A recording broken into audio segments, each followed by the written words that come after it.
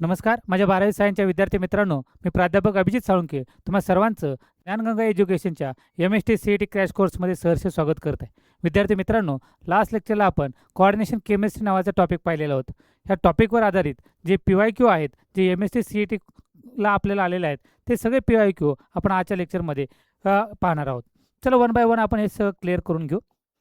चला, पहिला पी-वाय-क्यू काय सांगतोय आपल्याला, काय आयडेंटिफाय द मोनोडेंटेड. मोनो म्हणजे काय, सिंगल पाहिजे. मोनो म्हणजे काय पाहिजे, सिंगल पाहिजे. Monodentate ligand. मग आता दिलेले जे ऑप्शन्स आहेत त्या ऑप्शन्समधून आपल्याला काय चेक करायचं आहे, मोनोडेंटेड कोण आहे, आणि मग बाकीचे वेगवेगळे डेंटेड आहेत त्याला ॲम्बिडेंटेड म्हटलं जातं. त्यानंतर काय बायडेंटेड आहेत, हे आपल्याला बघायचं आहे. आणि आपल्याला शोधायचं कोणतं आहे, तर शोधायचं आहे मोनोडेंटेड. शोधायचं काय, मोनोडेंटेड. आता जर पहिला जर बघितलं आपण एस-सी-एन, हा एस-सी-एन कसा आहे, तर तो आहे ॲम्बिडेंटेड आहे. काय तो ॲम्बी. याचा अर्थ काय, तो नायट्रोजन बरोबर पण काय करणार आहे, बॉन्ड करणार आहे, किंवा सल्फर बरोबर करणार आहे. म्हणजे दोन्हीपैकी एक करणार आहे. म्हणजे डोनर ॲटम दोन आहेत, एक सल्फर आहे, दुसरा कोण आहे, नायट्रोजन आहे.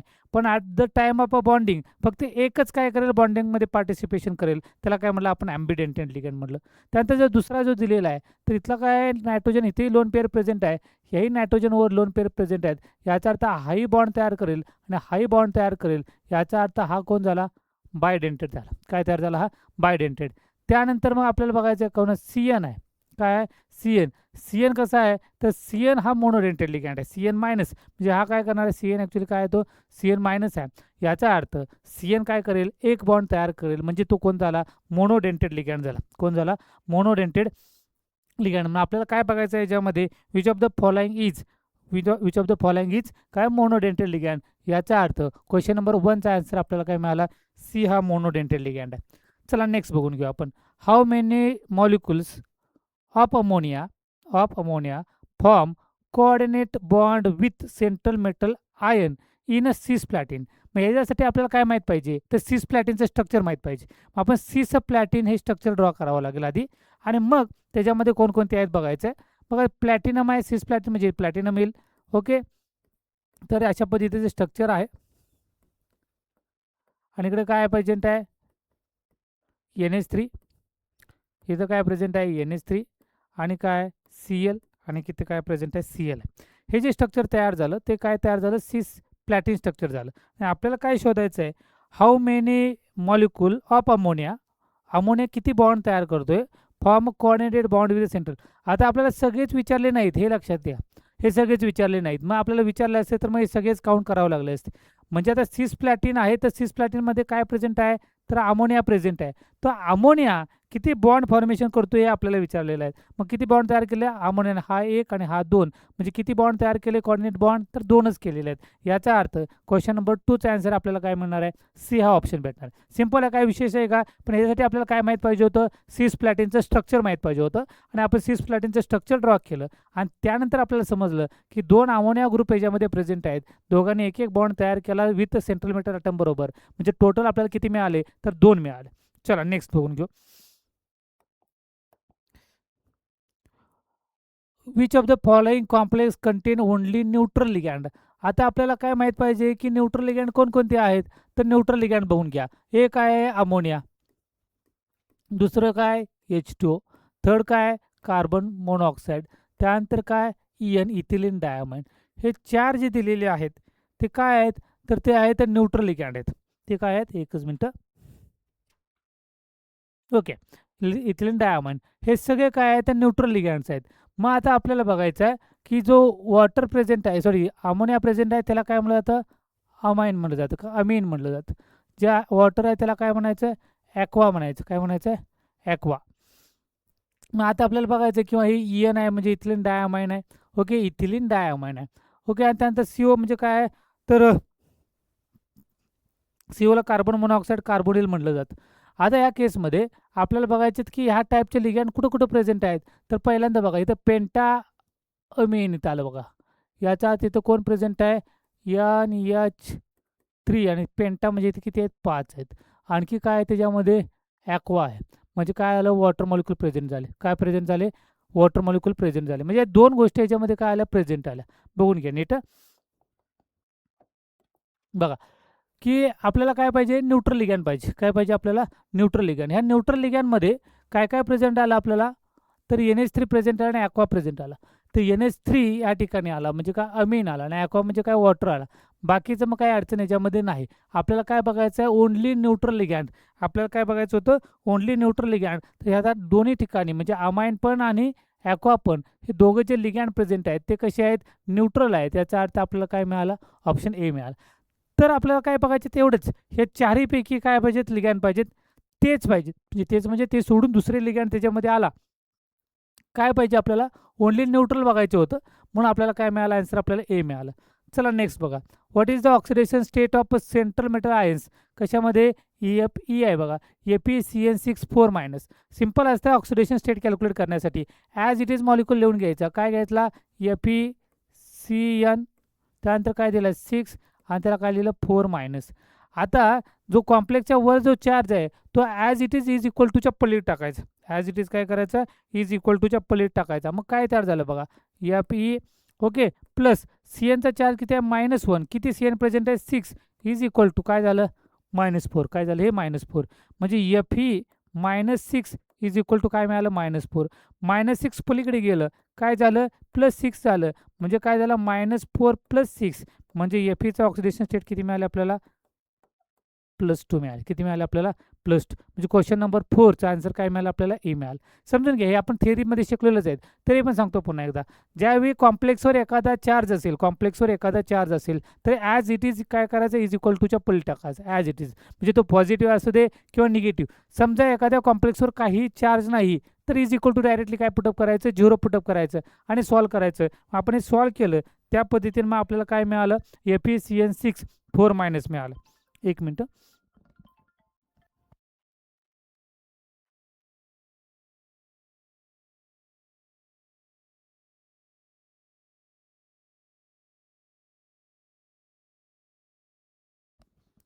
ओके, म्हणजे या पद्धतीने आपण काय कॅल्क्युलेट केले, ऑक्सिडेशन स्टेट काय केले, कॅल्क्युलेट केले. आपल्याला काय मिळाले, FeCN6 4- चे ऑक्सिडेशन स्टेट म्हणजे Fe सेंट्रल मेटल ॲटम्स आहे त्याची काय मिळाले आपल्याला, +2 ऑक्सिडेशन स्टेट मिळाले.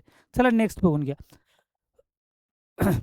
आता काय बघायचं, what is the coordination number. काय बघायचं आपल्याला, कोऑर्डिनेशन नंबर कशामध्ये, आता तर प्लॅटिनममध्ये. What is the coordination number of platinum in PtCl6NH3 twice. बघा PtCl2NH3 ट्वाईस आणि PtNH3 6 आणि 4+ रिस्पेक्टिव्हली.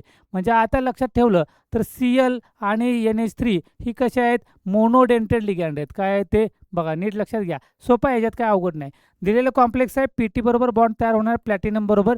जो पहिल्यांदा दिलेला आहे तो कोण दिलेला आहे, Cl2 आहे. आता Cl जो आहे तो कोण आहे, मोनोडेंटेड. आणि त्यानंतर अमोनिया NH3 हाही काय आहे, मोनोडेंटेड. याचा अर्थ Cl किती आहेत, 2 आहेत. याचा अर्थ 2 कोऑर्डिनेशन बॉन्ड तयार होतील आणि NH3 पण 2 आहेत. याचा अर्थ 2 तयार होईल. म्हणजे टोटल किती झाले, तर टोटल झाले 4. काय झाले, कोऑर्डिनेशन नंबर किती मिळाला आपल्याला, त्याचा 4 मिळाला पहिल्या केसमध्ये. पहिल्या केसमध्ये किती मिळाला आपल्याला, 4 मिळाला. दुसऱ्या केसमध्ये बघून घ्या, म्हणजे 2 विचारलेले आहे सायमल्टेनियसली. तर दुसऱ्यामध्ये काय, PtNH3 6 आहे. आता इथे काय आहे, NH3 हा मोनोडेंटेड आहेत. किती आहेत हे, 6. याचा अर्थ किती कोऑर्डिनेशन नंबर झाला, 6 झाला. पहिल्या केसमध्ये 4 आणि दुसऱ्या कॉम्प्लेक्स म्हणजे पहिल्या कॉम्प्लेक्समध्ये 4 आणि दुसऱ्या कॉम्प्लेक्समध्ये काय तयार झाला, 6 तयार झाला. 4 आणि 6 म्हणजे आपल्याला ऑप्शन काय मिळाला, सी. 4 आणि काय मिळाला आपल्याला, 6 मिळाला. चला नेक्स्ट बघून घ्या, what is the secondary valency. आता कोणताही कॉम्प्लेक्स जर घेतला, जो कॉम्प्लेक्स आहे तो काय राहतो, सेकंडरी व्हॅलन्सी राहतो आणि त्याच्या पुढचा जो आहे त्याला काय म्हटलं जातं, प्रायमरी व्हॅलन्सी. सेकंडरी व्हॅलन्सी आहे त्यालाच काय म्हटलं जातं, कोऑर्डिनेशन स्पिअर म्हटलं जातं. बघा नीट समजून घ्या, सोपा आहे, याच्यात काय अवघड नाही. बघा हा कंपाऊंड जर मी दिला ॲज इट इज लिहिला, CONH3 4Cl2 आणि ॲक्च्युली याच्या बाहेर पॉझिटिव्ह चार्ज असेल, त्याच्या बाहेर काय येतो, पॉझिटिव्ह चार्ज. एकच मिनटं.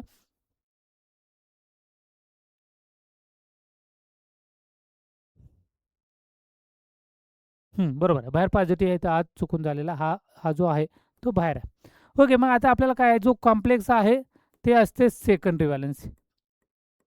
कॉम्प्लेक्स असेल तो काय असतो, सेकंडरी. कॉम्प्लेक्सच्या बाहेर जे आहे त्याला म्हटलं प्रायमरी व्हॅलन्सी. जो सेकंडरी आहे त्याला म्हटलं जातं कोऑर्डिनेशन स्पिअर. त्याला काय म्हटलं आपण, कोऑर्डिनेशन स्पिअर. जो बाहेरचा आहे त्याला म्हटलं जातं आयोनायझेशन स्पिअर. तो इझिली आयोनायझेबल होतो. मग आपल्याला विचारले सेकंडरी व्हॅलन्सी म्हणजेच कोऑर्डिनेशन नंबर विचारलेला आहे CO3 बरोबर. तर कोणकोणते आहेत बघा, सेम मगाच्यासारखं. काय NH3 हा काय मोनोडेंटेड आहे, Cl हा मोनोडेंटेड आहे. NH3 किती आले 4 आले आणि Cl किती आला 2 आला. म्हणजे टोटल किती मिळाले आपल्याला 6 मिळाले. याचा अर्थ सेकंडरी व्हॅलन्स ऑफ कशाचं CO3 plus ion according to Werner theory तर आपल्याला काय मिळालं 6 मिळालं.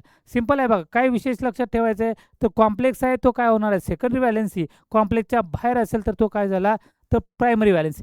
सेकंडरी व्हॅलेन्सीज म्हणजेच काय तो कोऑर्डिनेशन नंबर आणि प्रायमरी व्हॅलेन्सी म्हणजे काय आयोनायझेशन स्पियर. ओके, अशा पद्धतीने आपल्याला लक्षात ठेवायचं आहे. मग सेकंडरी म्हणजे कोऑर्डिनेशन नंबर. मग आपण कॅल्क्युलेट केला की इथे किती मिळाले 4 आणि इथे किती आहे 2. 4 + 2 किती मिळालं 6. म्हणजे आपल्याला क्वेश्चन नंबर 6चा आन्सर काय मिळालं सी मिळालं.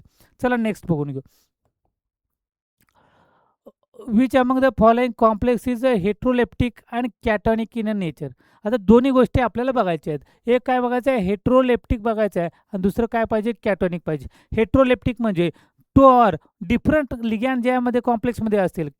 डिफरंट लिगॅन काय पाहिजे कॉम्प्लेक्समध्ये पाहिजेत. सपोज 2 लिगॅन त्याच्यामध्ये प्रेझेंट असतील तर ते कसले असले पाहिजेत डिफरंट असले पाहिजे. त्याला म्हटलं जातं हेट्रोलेप्टिक. आणि जर सेम लिगॅन्ड असेल तर त्याला म्हटलं जातं होमोलेप्टिक. ओके, मग आता आपल्याला इथं बघायचं आहे याच्यामध्ये होमो आहे का हेट्रो आहे तर याच्यामध्ये काहीच नाही. बघा इकडे लक्ष द्या. 2 वेगवेगळे पाहिजेत. मग ह्या ठिकाणी NH3 पण आहे इथेही Cl आहे. याचा अर्थ हा हेट्रोलेप्टिक झाला. इथे NH3 आहे इथे Cl आहे हाही हेट्रोलेप्टिक झाला. ओके, ह्याच्यामध्ये काही संबंध नाही. एकच लिगॅन्ड प्रेझेंट आहे हाही नाही हाही नाही. म्हणजे ह्या दोघांमध्ये आपल्याला चेक करायचं आहे ए आणि सी मध्ये. आता कॅटॉनिक बघायचं आहे. लक्षात ठेवा कॅटॉनिक म्हणजे पॉझिटिव्हली चार्ज स्टेबल करण्यासाठी निगेटिव्हली मटेरियल त्याच्यामध्ये इलेमेंट ॲड होतो. म्हणजे या ठिकाणी आता काहीच नाही मग काही संबंध याच्यात नाही कुठलाही चार्ज नाही. ओके, हा न्यूट्रल झाला.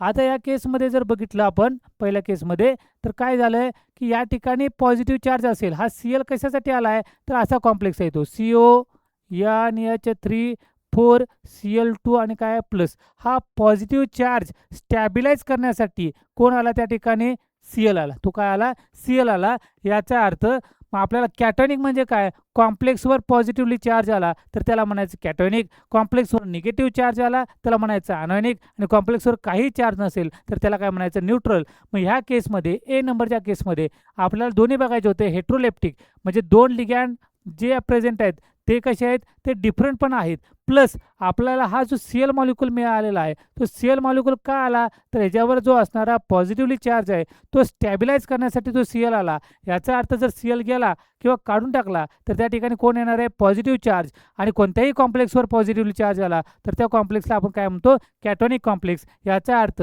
क्वेश्चन नंबर 7चा आन्सर काय आपल्याला मिळालं ए मिळालं. चला क्वेश्चन नंबर 8 बघू. Which of the following statement is a correct according to Werner theory. Werner थेरीनुसार कोणतं स्टेटमेंट करेक्ट आहे. ओके, कधी when excess AgNO3 is treated with COCl3 6 NH3 precipitated 3 moles of AgCl. 3 मोल AgCl तयार करायचे आहेत. बघा इकडे लक्षात घ्या 3 मोल काय करायचे आपल्याला AgCl तयार करायचे आहेत. मग त्यासाठी आपल्याला किती मोल लागतील Clचे तर बघा काय होणार आहे की हा जो AgNO3 कोणावर रिॲक्ट होणार आहे COCl3 बरोबर. 1 मोल रिॲक्ट झाला हा AgNO3चा 1 मोल 1 मोल जर रिॲक्ट झाला तिथला 1 Cl काय होणार कन्वर्ट होईल 1 Cl कन्वर्ट होईल. पण किती कन्वर्ट झाले 3 कन्वर्ट झाले. म्हणजे टोटल किती झाले 3. मग त्यासाठी किती मोल Cl पाहिजेत किती ॲटम्स पाहिजेत Clचे तर 3 ॲटम पाहिजेत. तर बघा 3 मोल ऑफ AgCl याचा अर्थ काय होणार Ag प्लस प्लस काय होणार आहे Cl मायनस. हा 3 मोल Ag असणार आणि 3 मोल Cl मायनस असेल. याचा अर्थ 3 Clचे ॲटम्स आपल्याला लागतील इन आयोनायझेशन स्पियर. मग असे बघितलं आता आयोनायझेशन स्पियर म्हणजे काय कॉम्प्लेक्समधला जो स्पियर आहे त्याला म्हणजे बाहेर याच्या बाहेर काय पाहिजे 3 Cl पाहिजेत. याचा अर्थ 3 atoms are in ionization sphere. म्हणजे 3 ॲटम प्रिसिपिटेशन कुणाचं होईल कॉम्प्लेक्सच्या बाहेरमध्ये जे इलेमेंट्स प्रेझेंट असतील त्यांचं काय होणार आहे प्रिसिपिटेशन होईल. कॉम्प्लेक्समधल्या इलेमेंटचं प्रिसिपिटेशन होणार नाही. म्हणजे आता कोऑर्डिनेशन काय पाहिजेत आपल्याला आयोनायझेशन स्पियरमध्ये. आयोनायझेशन स्पियरमध्ये किती पाहिजेत आपल्याला 3 Clचे ॲटम पाहिजेत. त्यावेळी AgNO3 त्याच्यावर रिॲक्ट होईल आपल्याला 3 मोल्स ऑफ काय तयार होतील AgCl तयार होईल. 3 मोल्स ऑफ AgCl तयार होईल. ओके, म्हणजे याचा अर्थ आपल्याला काय आलं की क्वेश्चन नंबर 8 आन्सर काय मिळालं आपल्याला तर बी 3 मोल्स आपल्याला Cl लागेल. 3 मोल्स Cl PPT झाली की त्याच्यापासून काय तयार होतील ते 3 मोल्स ऑफ AgCl तयार होईल. चला पुढे बघून घ्या. Which of the following compound exhibit 0 oxidation state of iron. आता याच्यामध्ये आयर्नची ऑक्सिडेशन स्टेट कॅल्क्युलेट करायची आहे आणि ते किती आली पाहिजे तर 0 आली पाहिजे. ओके, आता बघा ह्याच्यासाठी आपल्याला काय बघायचं, ह्याच्यामध्ये न्यूट्रल लिगॅंड कोण आहे हे बघायचं. आणि जर न्यूट्रल लिगॅंड त्याच्यामध्ये प्रेझेंट असेल तर आपण इझिली सांगू शकतो. म्हणजे आता हा विचार केला तर याला खूप वेळा खूप कॅल्क्युलेशन करावं लागेल. मग याच्यासाठी सोपी मेथड काय, तर याच्यामध्ये आपल्याला काय करायचं, की याच्यामध्ये न्यूट्रल लिगॅंड कोण आहे हे बघायचं. काय बघायचं, न्यूट्रल लिगॅंड. ज्या ठिकाणी न्यूट्रल लिगॅंड्स प्रेझेंट असतील त्या ठिकाणी आपले काय करणार, आपण रिएक्शन करणार. म्हणजे आपल्याला समजणार की ते काय, याच्यामध्ये झिरो ऑक्सिडेशन स्टेट आहे. काय, झिरो ऑक्सिडेशन स्टेट. बघा या ठिकाणी काहीतरी लिगॅंड प्रेझेंट आहे, म्हणजे SO2 आहे, SO4 आहे, SO4 आहे, याचा अर्थ 2 मायनस चार्ज याच्यावर एका प्रेझेंट आहे. इथं CN आहे, याच्यावर -1 चार्ज आहे, म्हणजे -6 होईल. आता ह्या ठिकाणी जो CO आहे, आपण न्यूट्रल लिगॅंड 4 पाहिले होते बघा, कोणकोणते, की NH3, त्यानंतर कोण बघितलं आपण, H2O, त्यानंतर CO, त्यानंतर काय बघितलं, EN. हे 4 लिगॅंड कसे आहेत, न्यूट्रल लिगॅंड आहेत. आणि ते जर प्रेझेंट असेल तर त्याची ऑक्सिडेशन स्टेट काय होणार आहे, झिरो होणार आहे. मग या ठिकाणी हा जो CO आहे हा न्यूट्रल लिगॅंड आहे, हा काय न्यूट्रल, याचा अर्थ Fe ऑक्सिडेशन स्टेट काय मिळणार आपल्याला, झिरो मिळणार. ओके, तर आपण सॉल्व करत बसलो का, तर नाही. 4 लक्षात ठेवायचे. जर असं काय, की H2O, NH3, त्यानंतर CO आणि EN, बस एवढे 4 लिगॅंड लक्षात ठेवायचे. आणि हे कसे आहेत, न्यूट्रल लिगॅंड्स आहेत. आणि न्यूट्रल लिगॅंड असल्यामुळं त्याची ऑक्सिडेशन स्टेट काय असणार, एकच आहे दुसरा अजून त्याच्यात ॲडिशन असतं तर आपल्याला कॅल्क्युलेशन करायला लागलं असतं. पण ह्याच्यामध्ये एकच लिगॅंड प्रेझेंट आहे आणि तोही न्यूट्रल आहे. संपलंच, मग तो झिरो झाला. आणि झिरो म्हणजे Fe इज इक्वल टू काय मिळालं आपल्याला, तर झिरो मिळालं. म्हणजे ऑक्सिडेशन स्टेट काय मिळालं आपल्याला, झिरो मिळालं. ओके, तर अशा पद्धतीने आपल्याला काही ट्रिक्स वापरून देखील क्वेश्चन सॉल्व्ह करावे लागतात. कारण खूप कमी वेळामध्ये, म्हणजे 45 सेकंद 50 सेकंदमध्ये आपल्याला क्वेश्चन काय करायचं आहे, सॉल्व्ह करायचं आहे. चला क्वेश्चन बघा पुढचा. Which among the following complex carries no net charge. मग काय सारखं न्यूट्रल आपल्याला तयार झालं पाहिजे. ह्याच्यामध्ये कोणता कॉम्प्लेक्स आहे की ज्याच्यामध्ये काही चार्ज नाही. आता मग काय करायचं, चार्ज नाही, तर बघा या ठिकाणी आता चार्ज नाही याचा अर्थ आयोनायझेशन स्पिअरमध्ये काहीही प्रेझेंट नाही, एवढं लक्षात ठेवायचं. चार्ज नाही याचा अर्थ काय, आयोनायझेशन स्पिअरमध्ये कोणताही इलेमेंट प्रेझेंट नाही. आयोनायझेशन स्पिअरमध्ये काय येतो, तर पॉझिटिव्ह असेल तर निगेटिव्ह एलिमेंट येणार आहे, आणि निगेटिव्ह असेल तर पॉझिटिव्ह एलिमेंट येणार आहे. म्हणजे काय, समजा एखाद्या कॉम्प्लेक्सवर पॉझिटिव्हली चार्ज येत असेल तर तो स्टॅबल करण्यासाठी निगेटिव्ह एलिमेंट येईल, आणि एखाद्या कॉम्प्लेक्सवर निगेटिव्ह चार्ज असेल तर तो स्टॅबिलाइज करण्यासाठी त्या ठिकाणी पॉझिटिव्ह एलिमेंट येईल. मग आपल्याला शोधायचं आयोनेशन. हा झाला कॉम्प्लेक्स. कॉम्प्लेक्सच्या बाहेर काय प्रेझेंट आहे का, नाही. म्हणजेच ह्याच्यावर या कॉम्प्लेक्सवर कोणताही नेट चार्ज नाही. सॉल्व्ह करायची गरज पडली का, तर काहीच गरज नाही. ओके, आता बघा ह्याच्यावर काय K2 आहे, याचा अर्थ Kचा चार्ज काय आहे, पॉझिटिव्ह. किती पॉझिटिव्ह आहे इथं, 1. किती K आहे, 2. याचा अर्थ याच्यामध्ये 2 प्लस आहेत. ओके, म्हणजे 2 प्लस का आले, 2 प्लस का आले, तर त्या कॉम्प्लेक्सवर 2 मायनस प्रेझेंट होता. म्हणजे यातला K जर काढून टाकला तर इथं काय लिहायला पाहिजे मला, -2. ओके, इथं Cl आहे. Cl3 का आला, तर इथं +3 चार्ज आहे. काय याच्यावर चार्ज, +3. तो स्टॅबिलाइज करण्यासाठी कोण आला, Cl आला. म्हणजे हे बाकीचे तिन्ही जर बघितले, इथंही कोण आला, आयोनायझेशन स्पिअरमध्ये K2 आला, इथं Cl3 आलंय, इथं Cl2 आलंय. आयोनायझेशन एलिमेंटमध्ये एकही जरी एलिमेंट आला, एखादा जरी एलिमेंट आला, तर लक्षात ठेवायचा हा पॉझिटिव्ह किंवा निगेटिव्ह तो कंपाऊंड कॉम्प्लेक्स स्टेबल करण्यासाठी आला. म्हणजे याचा अर्थ त्याच्यावर काहीतरी चार्ज आहे.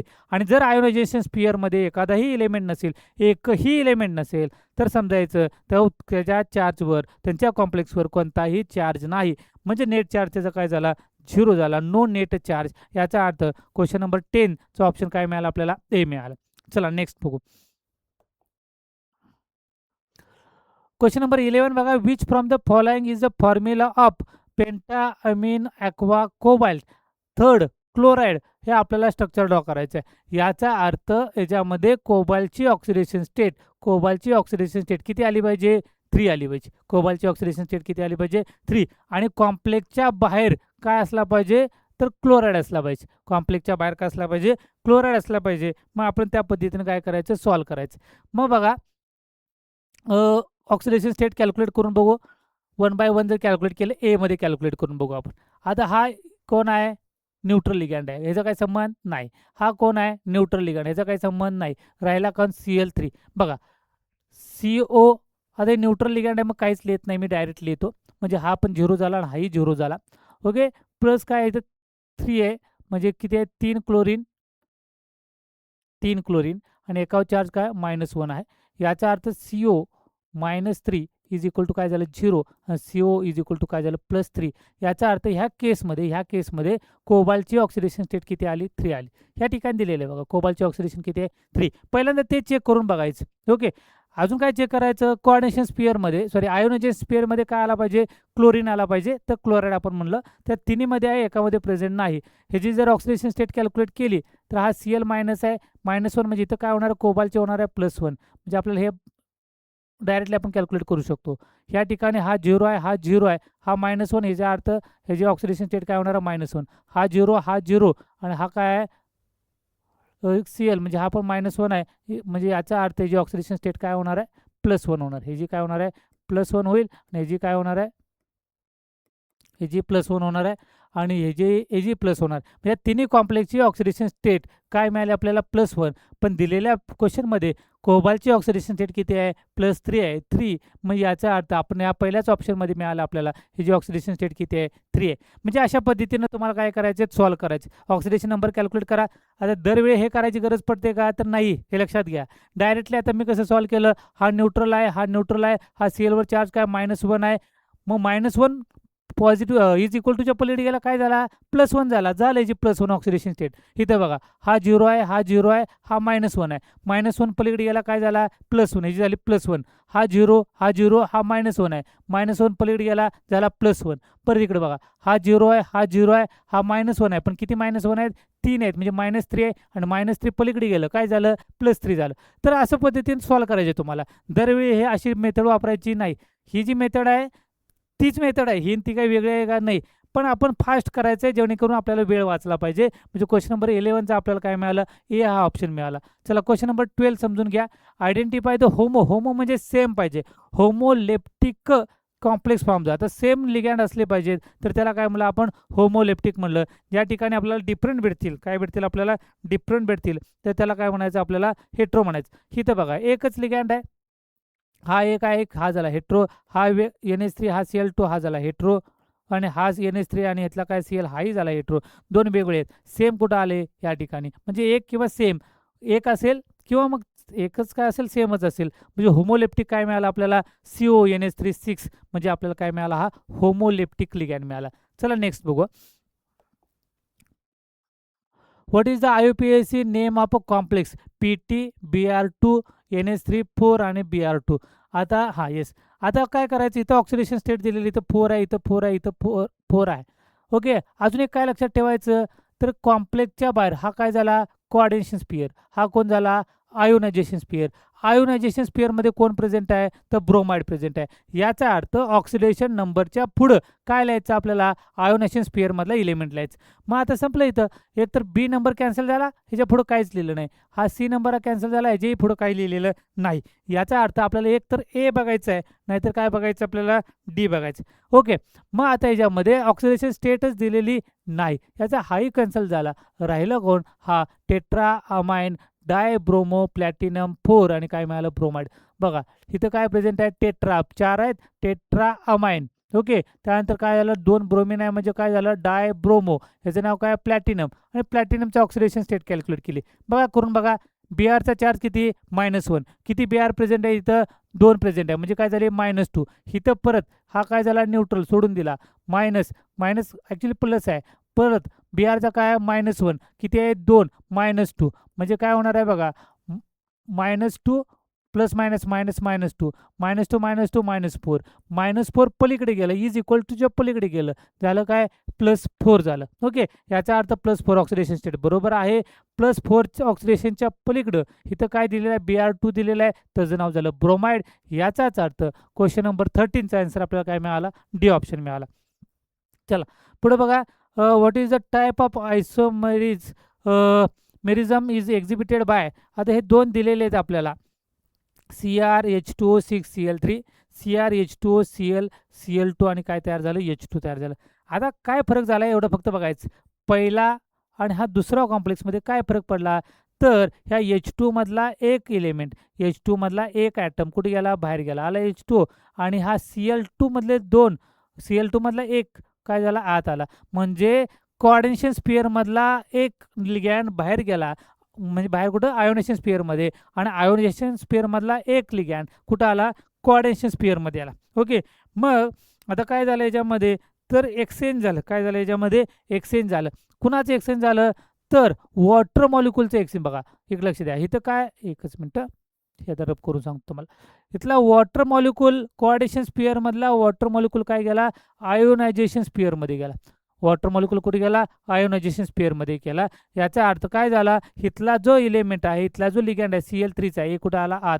वॉटर मॉलिक्यूल म्हणजे काय झालं, सॉल्वेट झालं. काय झालं, हे सॉल्वेट. म्हणजेच काय मिळालं, क्वेश्चन नंबर 14चा आन्सर काय मिळालं आपल्याला, बी मिळालं, सॉल्वेट. म्हणजे वॉटर मॉलिक्यूल काय झाला, कोऑर्डिनेशन स्पिअरमधला आयोनेशन स्पिअरमध्ये गेला. म्हणजे वॉटर मॉलिक्यूल गेला म्हणजे त्याला काय म्हणलं, सॉल्वेटेड म्हणलं जातं, किंवा त्याला आता काय म्हणलं, सॉल्वेट म्हटलं. ओके, याचा अर्थ क्वेश्चन नंबर 14चा आन्सर काय मिळाला आपल्याला, बी मिळालं. चला next, what is the value of effective atomic number, effective atomic number EAN, effective atomic number.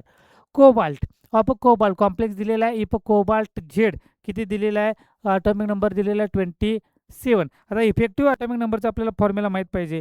काय आहे तो, Z-X. इफेक्टिव्ह अटॉमिक नंबरचा काय, Z-X प्लस काय, Y.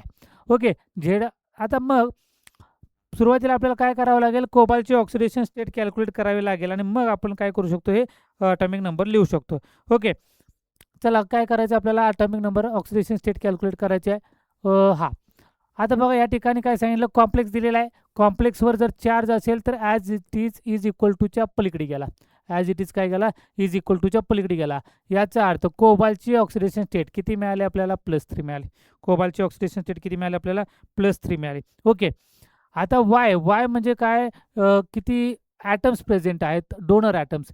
म्हणजे काय बघा याच्यामध्ये कोऑर्डिनेशन नंबर किती आहे, 6 आहे. म्हणजे किती बॉन्ड तयार झाले, 6 बॉन्ड तयार झाले. नंबर ऑफ ॲटम किती झाले, 6 2 किती झाले, 12 झाले. किती झाले, हे टोटल 12 झाले. Number of atoms, number of, yes. आता मग याच्यामध्ये जर बघितलं आपण, Z-X प्लस वायमध्ये झेड किती आहे, 27 आहे, मायनस एक्स ऑक्सिडेशन स्टेट किती मिळाली आपल्याला, तर 3 मिळाली, प्लस किती मिळालं आपल्याला, 12. वायची व्हॅल्यू किती मिळाली आपल्याला, 12 मिळाली. आणि हे सगळं सॉल्व केलं तर किती मिळणार आपल्याला, 36 मिळालं. किती मिळालं आपल्याला, 36. बघा 27 मायनस 3 केलं 24, आणि 24 प्लस किती आला, 12 आला. काय मिळालं आपल्याला, 36 मिळालं. म्हणजे आपल्याला आन्सर मिळालं क्वेश्चन नंबर 15चं. काय मिळालं आपल्याला, डी मिळालं. बघा म्हणजे आता काय याच्यामध्ये लक्षात काय ठेवायचं आहे, तर झेड म्हणजे काय, तर ॲटॉमिक नंबर आहे, आपण ते दिलेलं आहे त्याने 27. त्यानंतर एक्स म्हणजे काय, नंबर ऑफ इलेक्ट्रॉन लॉस्ट, म्हणजेच काय, तर ऑक्सिडेशन नंबर किती आहे, किती इलेक्ट्रॉन लॉस केले, तर 3 इलेक्ट्रॉन लॉस केले, म्हणजे चार्ज किती आला, +3 आला. आणि वाय जर बघितलं तर नंबर ऑफ इलेक्ट्रॉन, वाय म्हणजे काय, number of electron donated by the ligand, number of electron donated by ligand. तर किती लिगॅन्ड प्रेझेंट आहेत, 6 आहेत. याचा अर्थ काय, एक बॉन्ड तयार होण्यासाठी 2 इलेक्ट्रॉनची गरज आहे. याचा अर्थ 6 2 किती झाले, 12 झाले. आणि मग आपण बाय फॉर्म्युला, हा फॉर्म्युला कशाचा आहे, effective atomic number Z-X plus y, म्हणजे आपल्याला टोटल किती मिळालं आपल्याला, 36. याचा अर्थ क्वेश्चन नंबर 15चा आन्सर आपल्याला काय मिळाला, डी मिळाला. चला क्वेश्चन नंबर 16 बघू. Which among the following complex does not exhibit the geometrical isomer, M म्हणजे काय, मेटल, आणि A B C काय तर लिगॅन्ड आहेत. मग आपल्याला काय शोधायचं आहे, तर याच्यामधला कोणता कंपाऊंड्स हा काय शो करत नाही, जॉमेट्रिकल आयसोमर एक्झिबिट करत नाही. तर लक्षात काय ठेवायचं याच्यामध्ये, तर हा आता याच्यामध्ये जॉमेट्रिकल आयसोमेरिझम होण्यासाठी तर लिगॅन्ड काय पाहिजेत आपल्याला, डिफरंट पाहिजेत. लिगॅन्ड काय पाहिजे, डिफरंट. मग ह्याच्यात डिफरंट लिगॅन्ड इथं सगळेच एकाच टाईपचे लिगॅन्ड आहेत. म्हणजे काय झालं, हा एम आहे, म्हणजे 1 2 3 4, इथं पण ए येणार, इथे येणार, इथं ए, समजा इथं वर आला, खाली आला, म्हणजे सगळे लिगॅन्ड काय आले, सेम आले. आपल्याला त्याचं डिस्टिंग्विश करता येत नाही. पण ह्याच्यामध्ये बीमध्ये करता येईल, कारण हे A4 आहे, B C हे जे डिस्टिंग्विश करता येईल. A2 म्हणजे इथं बायडेंटल लिगॅन्ड आहे, B2 हे डिस्टिंग्विश करता येईल. डिफरंट टाईप्स ऑफ लिगॅन्ड त्याच्यामध्ये प्रेझेंट असेल तर ते जॉमेट्रिकल आयसोमेरिझम आपल्याला करता येईल, त्याचं आपल्याला सेपरेशन करता येईल. पण जर सेम टाईपचे असेल, म्हणजे या ठिकाणी आता MA6 आहे, हे सेम टाईपचं आहे, याचा अर्थ ह्याच्यामध्ये आपल्याला काय करता येत नाही, डिफरन्शिएशन करता येत नाही. याचा अर्थ हे क्वेश्चन नंबर 16चा ऑप्शन काय मिळाला, ए, काय, not exhibit different geometrical isomer. Okay, चला नेक्स्ट बघू. क्वेश्चन नंबर 17 बघा. Identify the correct decreasing stability order complex from the by complex form by the metal ion from by metal ion with same ligand. आता हा जो questions आहे तो एक series आहे, आपण पाहिलेला आहे थेरीमध्ये. त्याला म्हणलं जातं आयर्विन विल्यमसन सिरीज. कोणती सिरीज?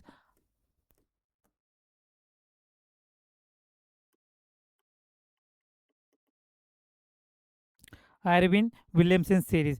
आता आयर्विन विल्यमसन्स काय आहे किंवा त्याला ऑर्डर म्हटलं जातं. आणि अकॉर्डिंग टू दिस ऑर्डर आपल्याला काय बघायचं आहे की डिक्रीजिंग ऑर्डर देअर स्टॅबिलिटी. आता याच्यामध्ये चार्ज टू हे ते लक्षात ठेवायचं. काय इम्पॉर्टंट सांगितलं आहे त्याच्यामध्ये आपल्याला? Charge to size ratio. Charge to काय बघायचं आपल्याला? Size ratio. जर काय असेल जास्त असेल तर ते हायर स्टॅबिलिटी असते. Higher charge to size ratio higher किंवा greater the stability. Greater the stability हा रूल काय आहे आयर्विन तिने सिरीज दिलेली आहेच आहे, पण त्याच्यामध्ये आपल्याला काय बघायचं आहे की higher charge to size ratio असेल तर तो काय करेल, त्याची स्टॅबिलिटी काय असणार आहे? जास्त असेल. याचा अर्थ याच्यामध्ये सगळ्यात बघा हायर चार्ज टू रेशो तर कशामध्ये मिळणार आपल्याला? तर हा ऑप्शन दिलेला आहे बघा, कॉपर Cu2+, निकेल 2+, CO2+ आणि Fe2+. ओके. आता जर आपण हे ट्रान्झिशन एलिमेंट लिहिलं तर असं लिहितो बघा, काय? स्क टी वक्र मन त्यानंतर कोणाला फेकोनिकुजन. ओके. आपलं इथंपर्यंतच आहे. मग ही ऑर्डर आहे. मग आता जर इकडं जसं आपण काय येणार लेफ्ट टू राईट गेलो, लेफ्ट टू राईट गेलो, ॲटॉमिक नंबर वाढले पण ॲटॉमिक साईज काय झाली? कमी झाली. ॲटॉमिक साईज काय झाली? कमी झाली. आणि मग सगळ्यात कमी साईज कुणाची मिळणार आहे? तर सगळ्यात कमी as you go left to right in the period table atomic number increases but atomic size decreases. सगळ्यात कमी साईज कुणाची मिळणार आपल्याला? तर कॉपरची मिळणार. सगळ्यांचं काय आहे? ऑक्सिडेशन नंबर सेम आहे. CO2 सगळ्यात सेम सेम आहे, याच्यामध्ये काही डिफरन्स नाही. सगळ्यात कमी साईज कुणाची मिळाली आपल्याला? कॉपरची. सगळ्यात कमी साईज. मग higher charge to size ratio म्हणजे चार्ज अपॉन साईज. सगळ्यात साईज कोणाची कमी आहे? हे जे म्हणजे व्हॅल्यू काय असणार बघा, ज्याची साईज कमी असेल त्याचा ratio he higher charge to ratio काय असणार आहे? जास्त असेल. म्हणून सगळ्यात साईज कमी कुणाची? कॉपरची. याचा अर्थ सगळ्यात जास्त स्टॅबिलिटी कुणाची असणार आहे? कॉपरची. मग कॉपर आला, त्यानंतर कोणाला निकेल, त्यानंतर काय आला? कोबाल्ट, त्यानंतर कोणाला एफी. म्हणजे ही जर सिरीज लक्षात राहिली असेल तुम्हाला म्हणजे ट्रान्झिशन एलिमेंट आपल्याला की स्कटी वक्रमण फेकोनीच कुजणं म्हणजे स्कॅन्डियम, टिटॅनियम, व्हॅनाडियम, क्रोमियम, त्या पद्धतीनं manganese, iron, cobalt, nickel, copper आणि झिंक. तर याचा अर्थ आपल्याला क्वेश्चन नंबर 17 इझिली सॉल्व्ह झाला असता. तो काय आहे? तो डी आहे. किंवा तुम्हाला ही जर सिरीज पाठ झाली असेल आयर्विन विल्यमसन सिरीज तरी देखील आपण ते इझिली काय करू शकतो? सॉल्व्ह करू शकतो. क्वेश्चन नंबर 18 बघून घ्या. Identify the formula tetra amine म्हणजे काय पाहिजे बघा? NH3 4 पाहिजे. फॉर्म्युला बघून डायरेक्टली लिहून आपण त्याच्यामध्ये बसवायचं का नंतर बसवायचं? पण त्याच्या आधी आपल्याला काय काय पाहिजे ते जर तिथं आलं की मग डायरेक्टली आपण काय करू शकतो? सॉल्व्ह करू शकतो. टेट्रा अमीन म्हणजे काय झालं? NH3 4 झालं. डाय काय पाहिजे? डाय ब्रोमो म्हणजे किती पाहिजे? Br किती पाहिजे? 2 पाहिजे. Br2. प्लॅटिनम म्हणजे मी काय लिहिणार आहे? PT लिहिणार आहे. ओके. आणि पुढं काय केलं आहे? त्याची ऑक्सिडेशन स्टेट किती आहे? 4 आणि त्याच्या पुढं ब्रोमाइड पाहिजे. म्हणजे ऑक्सिडेशन स्टेट किती पाहिजे? तर 4 पाहिजे. मग आपल्याला काय करायचं याच्यामध्ये?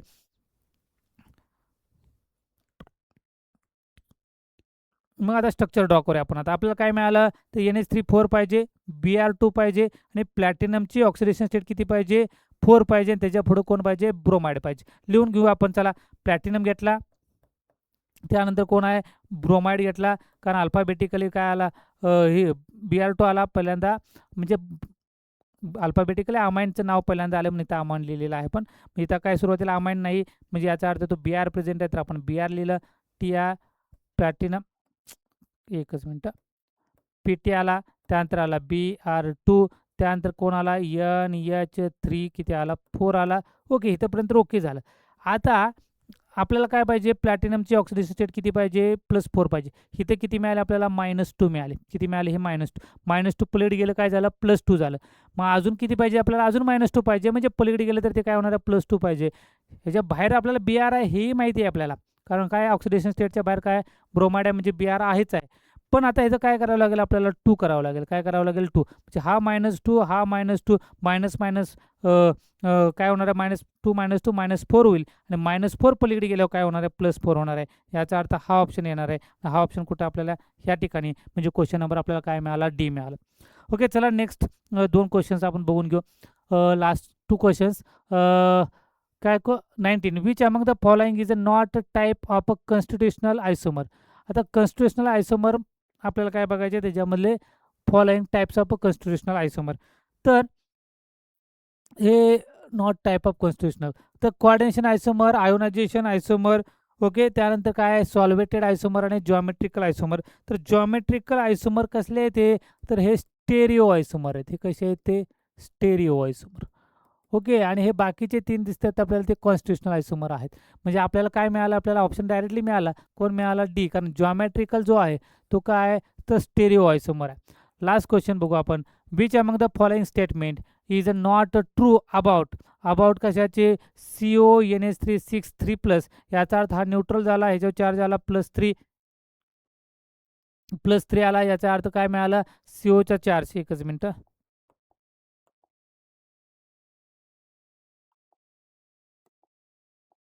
ओके, COचे ऑक्सिडेशन स्टेट किती मिळाले आपल्याला, +3 मिळाले. कुठं आहे का बघा, त्याच्यामध्ये oxidation state of cobalt is +3, याचा अर्थ हे करेक्ट ऑप्शन आहे. आपल्याला काय पाहिजे, रॉंग पाहिजे. ओके. मग आता त्याच्यामध्ये तर हा जो NH3 आहे तो काय असणार आहे बघा, हा लो स्पिन आहे. हा NH36 काय आहे, लो स्पिन पाहिजे. हा काय पाहिजे, लो स्पिन. पण इथं काय दिलेलं आहे आपल्याला, it is a high spin complex दिलेलं आहे. काय दिलेलं आहे, हाय स्पिन. क्वेश्चन नंबर 20 मग डायरेक्टली आन्सर आपल्याला मिळाला.